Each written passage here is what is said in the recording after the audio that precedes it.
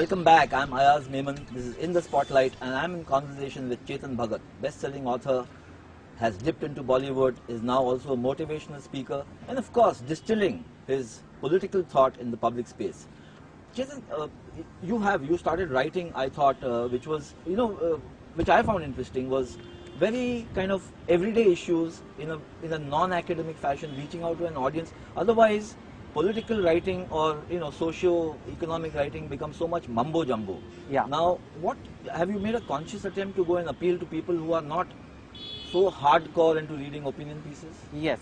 I'll tell you how it started. Basically, many publications approached me to write for them, and there was a choice. I could have written, let's say, a Bombay Times snazzy column, funky youth. That would have been the natural fit, or an MTV something. But I deliberately chose the op-ed page, and I was lucky that they chose me as well.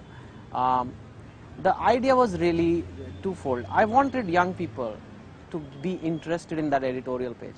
When we were young, when we were in school, I wouldn't say we were voracious readers of that, but we knew there is a page like that, and every now and then you read that and get an opinion on it in college.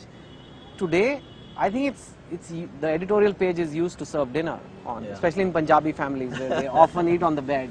So that's not good, because there's a lot of good thoughts in there. There's a lot of veterans who write those pages, who make sense of the world. So I thought maybe with my name there, because my books are popular, the kids may read it.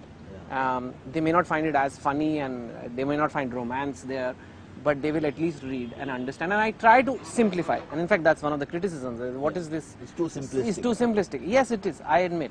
But the purpose is to make, try to understand the purpose. Purpose is to make somebody who never has read this page read it and feel he understands an issue. I'll give an example. I was just taking interviews in Dehradun for MBA entrance. Somebody had called me. And I asked people, what do you know about the 2G scam? Yeah. And someone said it's about Mr. A. Raja selling SIM cards for cheap. And this is an MBA entrance student. Yeah. He's a graduate. Yeah. And some people had just absolutely no idea. Some people said, 2G scam is why 3G is not there in India. Or we would have had 4G. Like all kind of meaningless things which I feel if these guys are also our youth, educated, lucky to be graduate youth, what's the difference between them as a voter and an illiterate voter? Yeah. So we have to reach them. Somewhere that there is a danger we might become a country of clerks if the young are so. In fact, it happened around that time, and I know I say this to my own readers who have made me, but I think it's okay if you care for your readers. I can express this. I want everybody is in the race to marks, to clear that entrance exam, to prepare for that interview. These are the XYZ questions being asked. It makes you a very tunnel vision person. Yeah. And true leaders, and I'm not saying world leaders, but even any leadership, any little bit of leadership also in your company requires a interest, a curiosity, which is gone missing. I don't know in the schools, I don't know in the parents, I don't know in the children, but there is this targeted blinders kind of approach. And they say, sir, we don't like reading the newspaper. Sir, it's so boring. We have read the textbook. Why should we read the newspaper? Yeah. There is no curiosity about what's happening in Egypt. I'm saying, yes, there is amongst the world you and I live in. Yeah. But just you dig a little deeper into, it's not there. It's actually frightening, Chetan. It's frightening. Beyond a certain layer, the ignorance levels can be so high. But even to the scams are not an entertainment show. Yeah, they're not. For the elite. They are really, our country is being looted, and you have to have a view on it. And if we don't, we will not become a developed nation. Yeah. We can become we'll grow, but we'll become clerks to the world. But you've tried to address some of them. You've been asking questions. I read a letter you wrote to Mrs. Gandhi. Mrs. Gandhi, and you've written about the Prime Minister and perhaps his inaction in addressing some of these issues. So is it that you want to get popular opinion aligned and therefore then awakening? Not popular, mass opinion. What I have is reach. I don't have a political title, I don't have a position, but I just want to influence people and make up their own minds. And if you read any column, however simplistic it may be, some of them may be over the top also, but there are some solutions, there are some suggestions. The idea is not to, I can very easily have mocked Mrs. Gandhi and Italian going on, and I didn't. I really. That becomes an opposition agenda. Yeah, then it becomes very like, I throw a tennis match kind of. But the idea is to make it a better place, make the country a better place. I often find celebrities don't take stands. They will say, prevent cancer. Yeah. Or they will say, you know, take care of orphan kids and prevent AIDS. Nobody is going to argue with that. Yeah. But nobody takes a view. You don't find, if all prominent celebrities of India tomorrow say, we want the scamsters to be punished, I'm telling you action will happen. We are in a democracy, but we are scared to have political views, as if we are living in a monarchy, as if there is a king who's going to hurt us. So sometimes I do question if I'm doing the right thing, but I think a writer has to.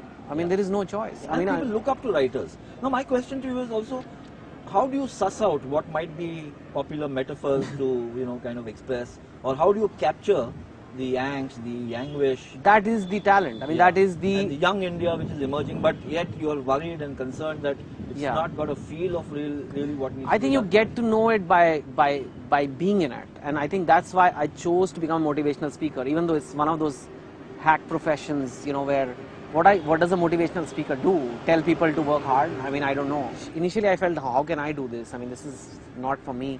But one thing it does give me is a chance to interact. So in the last year, maybe 75 cities I visited in the country. Yeah, some of them twice, whatever. But you really get a feel of the place. You really get to know where's the average, where am I hitting, where's the soft spot here, which needs, and I think that's how I try to do my writing. It is a mix of writing and journalism, frankly. My recipe for writing needs what's happening now. I need a muse. Luckily, my country gives me enough news, like corruption and all this mismanagement happening, that there's enough to write on all the time. So in your experience, 75 cities which you've covered in the past, whatever, year, do you really believe it's such a diverse country as we've been hearing, or do you find that there's a commonality? I think it is diverse in terms of the differences some people carry in their hearts. But it is not diverse at all when you look at what people want. Everywhere people want the same thing. Good jobs, good colleges, good life. The good life pursuit has begun, especially amongst the young people. You know, they all want the car ads they are seeing, the mobile phone ads, they want that. They all want romances to happen. They want what they're seeing in the movies to happen to them. That's pretty common. But a lot of this is something you chucked up. So do you think that there is something right or wrong about this, or you're neutral to it? I think there's limits. I think I chucked it once I had it. Yeah. I think once I had it.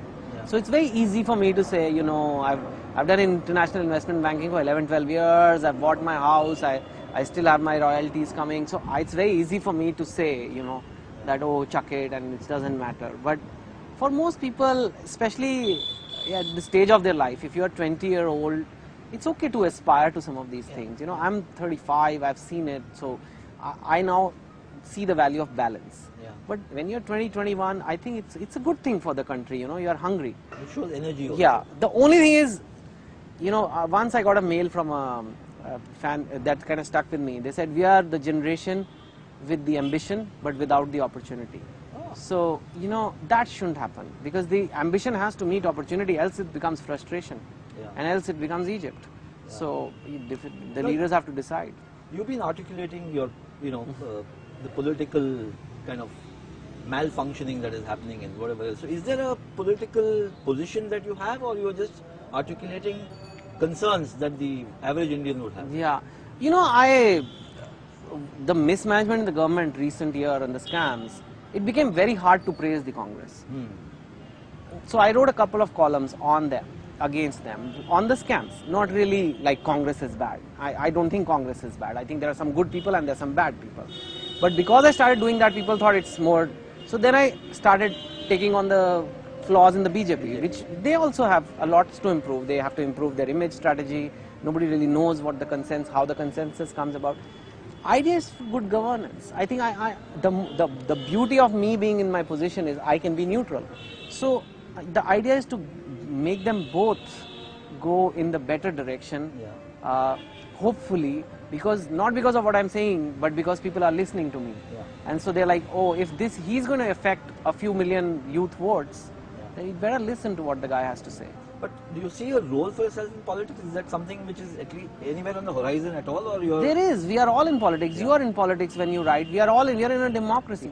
To join a political party is a very big step. And I think I don't see any value. I think I can be the announcer on the railway station that tells the 500 trains as MPs on how to run your trains better. Now, just a thought. I mean, a few years from now, you've been there and done a lot of things that people would not even dream about. You had a great job, a great educational qualification. You jumped it. I have you got- 5-6 resumes in one resume. Okay. Yeah. So, is there the search for something more fulfilling? Are There the is. discontent still there? There is a, like I said, there is a search for meaning. I don't think there is so much discontentment. I'm having a very good life and everything. There are some issues. I mean, I want to lose weight and I want to look after my kids better and I want to get a better office and all those simple things are there. But at a very broad level, like I said in the beginning, I'm looking for meaning to my life. Where is my role? I think there's a bit of spirituality coming in, that it's all like, how does it really matter? What are the 3 or 4 or 5 things you would want to be seen changed in India? Let's not talk about Chetan Bhagat or No. Ayaz. We have to be a good society. So we have to, first of all, change the value system. We have to, since it's not there, we have to make very strong laws. Yeah. Laws that prosecute wrongdoers, laws that prosecute politicians. So that's whole one department take care of corruption. The second thing is, I think as a society, we don't respect talent.